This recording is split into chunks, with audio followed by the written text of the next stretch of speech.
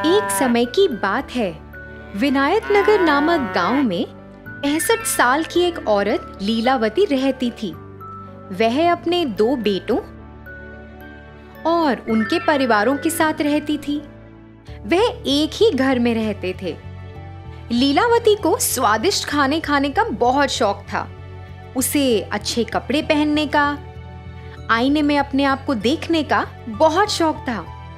जब उसके बेटे काम पर निकल जाते, उसकी बहुएं अपने काम में व्यस्त हो जाती, मगर लीलावती को इस बात की कोई परवाह नहीं थी। बड़ी बहू, ओ बड़ी बहू, इधर आओ जरा।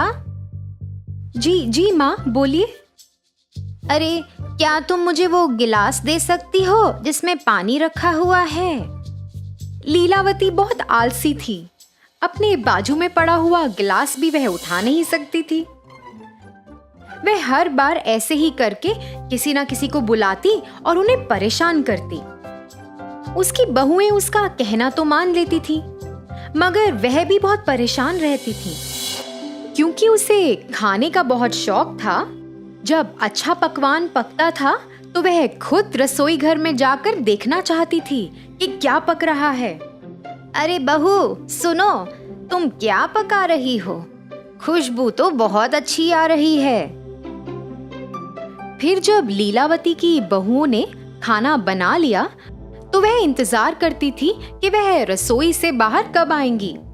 वह रसोई में जाकर सभी पकवान देखती थी, एक एक करके उन्हें सूंघती थी और फिर कटोरी में सामान भरकर चुपचाप अपने कमरे में चली जाती थी। भोजन के समय बहुएं पहले सबको खाना परोसती थी, मगर जब उनकी बारी आती तो खाना कम पड़ जाता था। उन्हें पता ही नहीं था कि खाना कम कैसे पड़ जाता है। कभी कभी तो उनके पति उन्हें गुस्सा भी करते थे कि क्यों उन्होंने सही मात्रा में खाना नहीं बनाया है। ऐसा देख के लीलावती मन ही मन खूब हंसती, मगर वह अपने बेटों को कुछ नहीं कहती थी कि वह अपनी पत्नियों से ऐसे क्यों बात कर रहे हैं। फिर एक दिन लीलावती के बेटे बाजार से कुछ मिठाइयां लेकर आए और वो मिठाइयां उन्होंने अपने बच्चों के लिए रख दी। लीलावती से तो रुका ही नहीं गया। वह अपने पोते पोतियों के पास आई और मिठाई का डब्बा उनसे ले लिया। सुनो बच्चों, ये मिठाइयां मैं तुम लोगों में बराबरी में बांटूंगी। चलो अपनी आंखें बंद करो और अपना हाथ आगे करो बच्चों। ऐसा सुनकर बच्चों ने वैसा ही किया जैसे उनकी दादी माँ ने कहा। फिर लीलावती ने उस डब्बे में से कुछ मिठाइयां चुपचाप अपने पास रख लीं और बाकी की मिठाइयां बच्चों को दे दी और फिर चुपचाप अपने कमरे में चली गई। ये ही नहीं, वह तो अपनी बहुओं की साड़ियां भी चुराती थी। जब उसकी बहुएं साड़ियों को तार पे सूखने के लिए टांगती, वह चुपचाप साड़ियां ले जाती। उसकी बहुएं परेशान हो जाती कि ऐसा किसने किया है। उन्हें लगता कि साड़ियां कहीं गुम हो गई हैं। माँ जी, आपने मेरी लाल साड़ी देखी क्या? मैं कई समय से ढूंढ रही हूँ, मगर मुझे मिल ही नहीं रही।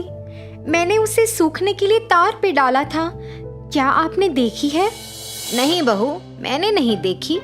मुझे लगता है वो पड़ोस की राधा ने ऐसा कुछ किया है। कल मैंने वो साड़ी उसके पास देखी थी। हाँ माँ जी, मेरी साड़ी भी गुम चुकी है। मुझे लगता है ये राधा का ही काम है। तुम दोनों को उसके पास जाकर बात करनी चाहिए। ऐसा बोलकर उसने अपनी बहुओं को बहकाया। जैसा उनकी सास ने कहा, वह दोनों अपनी पड़ोसी राधा के पास गईं और लड़ने लगीं। राधा की तो कोई गलती ही नहीं थी और उन्हें लड़ता देख लीलावती दूर से हंसने लगी। इनको तो पता ही नहीं चलेगा कि ये मैंने किया है। देखो कैसे लड़ झगड़ रही हैं। लीलावती ऐसे ही अपने परिवार में सबको तंग करती। फिर एक दिन जब वह खाना खा रही थी, लीलावती को बहुत खुशी हुई ये जानकर कि अगले हफ्ते दशहरा आ रहा है। और वह चाहती थी कि सब लोग नए कपड़े खरीदें। जी माँ, हमें कपड़े खरीदने चाहिए। और हाँ, अभी सासू माँ भी आ रही हैं, तो क्या आप उनके लिए भी कपड़े खरीद लेंगी? वह दशहरा मनाने आ रही हैं। यह सुनकर लीलावती नाराज हो गई। उसे जलन मच रही थी कि वह क्यों आ रही है। आने दो उसे, मुझे पता है यहाँ से उसको कैसे भगाना है। अगले दिन लीलावती अपने कमरे से बाहर आई और उसने अपने बेटों और बहुओं को किसी का इंतजार करते हुए देखा। वह सब वरांडे में खड़े थे। हे भगवान, देखो कैसे ये लोग उसका इंतजार कर रहे हैं। क्या इन्होंने मेरा इंतजार ऐसे किया है कभी? हे भगवान। फिर लीलावती के बड़े बेटे की सास वहां पधारी और जैसे ही वह अपनी गाड़ी से उतरी, बच्चे भागे दौड़े उनके पास गए। पुष्पा बच्चों के लिए और बाकी सब के लिए कई उपहार लाई थी। वह बच्चों के लिए खिलौने और बेटियों के लिए साड़ियां लाई थीं। पुष्पा ने लीलावती को भी एक सुंदर सा बस्ता भी दिया। लीलावती ने वह बस्ता तो कबूल किया और चुपचाप अपने कमरे में चली गई और फिर बाहर आई।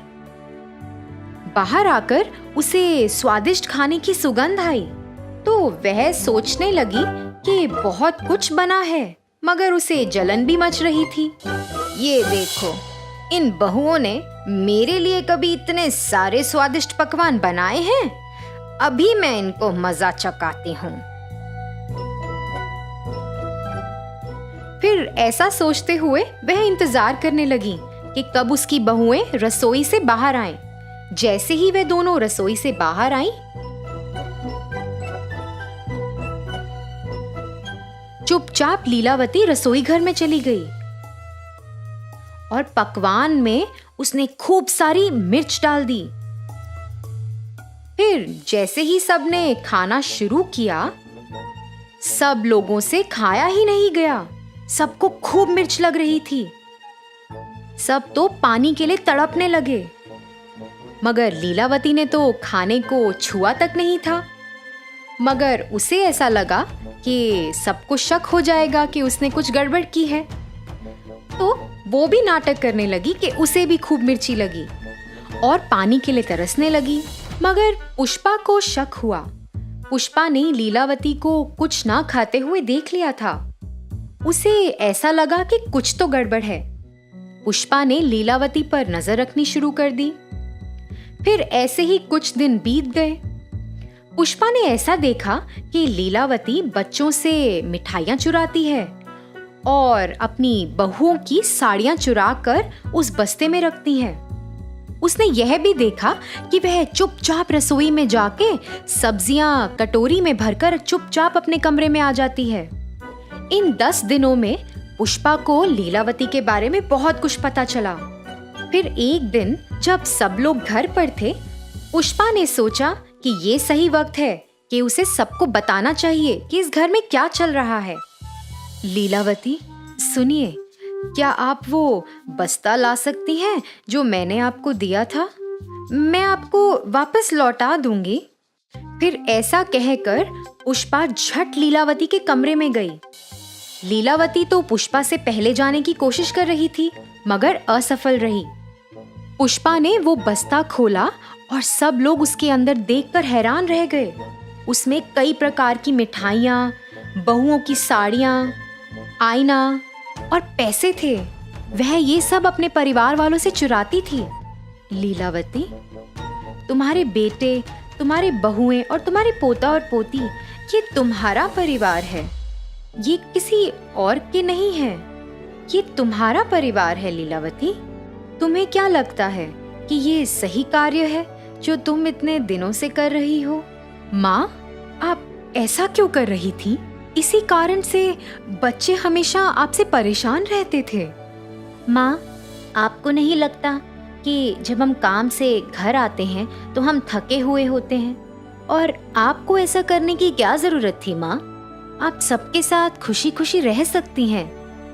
आपने सबको कितना परेशान किया है माँ। माँ जी, आपने ही हमें राधा के बारे में बताया था। वो मेरी कितनी अच्छी दोस्त थी।